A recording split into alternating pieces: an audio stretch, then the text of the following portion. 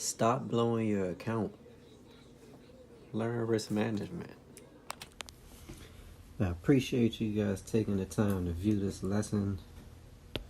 We got video examples coming up, so make sure you watch the full video and make sure to subscribe to my channel. Appreciate you.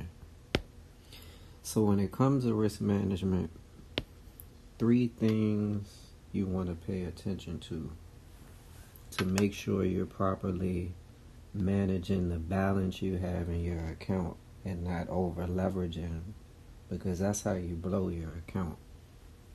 So number 1, we got the lot size. Number 2, we got the stop loss. And number 3, we got risk principal or risk percentage. So let's talk about those, starting with the lot size. Now, each pair that you trade, there's going to be a conversion you need to do to get the exact dollar amount each pip is worth on your trade. But to make it simple, math-wise, because all you have to do is use an FX calculator, a Forex calculator. You pick the pair, put in your lot size, it'll give you the dollar value. But Euro USD is the standard, and a 0.1 would be $1 per pip, like you see over here on the calculator. 0.1 lot size, Euro USD, $1 per pip. Now most people are gonna start with what's called a micro lot, which is a 0.01 lot size. And with Euro USD, that's gonna equal to 10 cents per pip, or 10 cents per pip.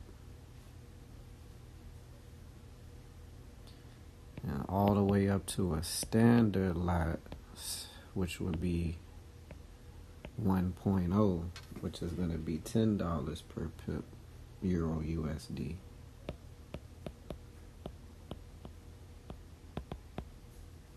I think this is called the mini lot. If I'm incorrect, I apologize.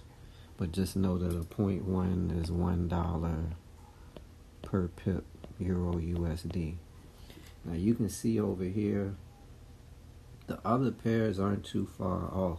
GJ is 90 cents at a 0.1 instead of $1. So I just use that standard conversion in my head, no matter what pair, because I know I'm not going to be too far off of the total. But the safest thing to do is to just use a calculator and get the exact amount.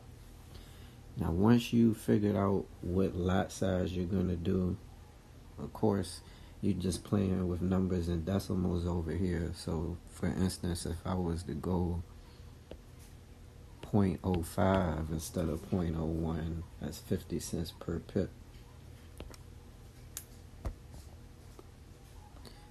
A 0.5 instead of a 0.1 would be $5 per pip.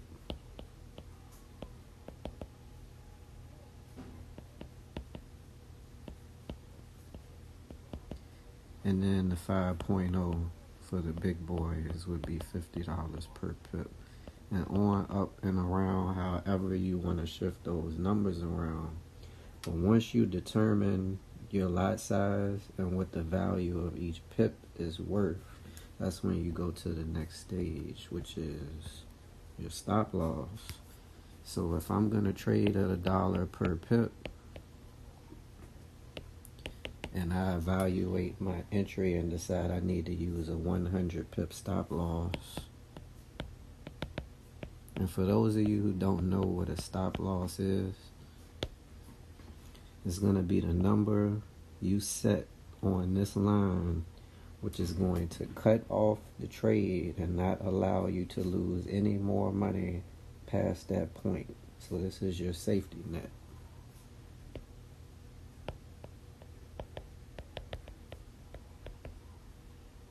Never trade without a stop loss. Okay, how much money you have in your account, never trade without setting a stop loss.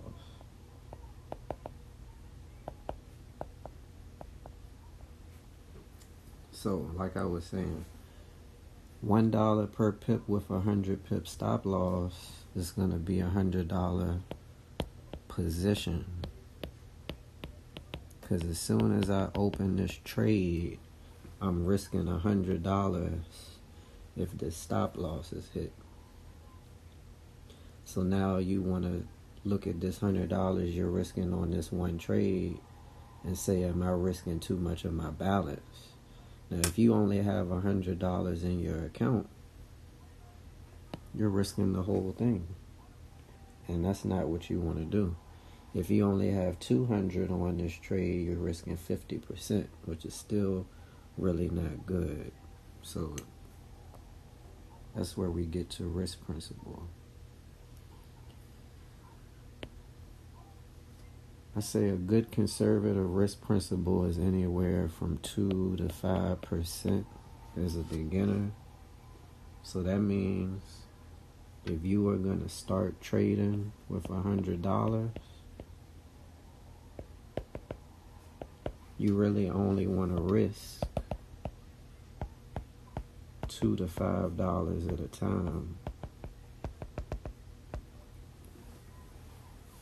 And this is going to help you incur some of those losses that come with the learning process. Everybody has to go through the losses. And even when you get good, nobody's right all the time. So risk management is how you plan for the losses. Make sure your account can sustain the losses to get the big wins and come out in profit at the end of the day.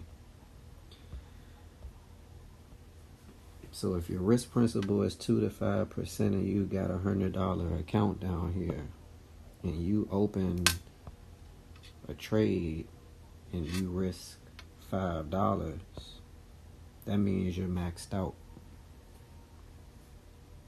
So in other words, all positions should equal up to your risk principle. So that doesn't mean go risk $5 on 5 different positions, because that would be risking $25, which would probably over leverage you, put you over this 5%. So now let's look at it on the app so I can show you how to actually set this up.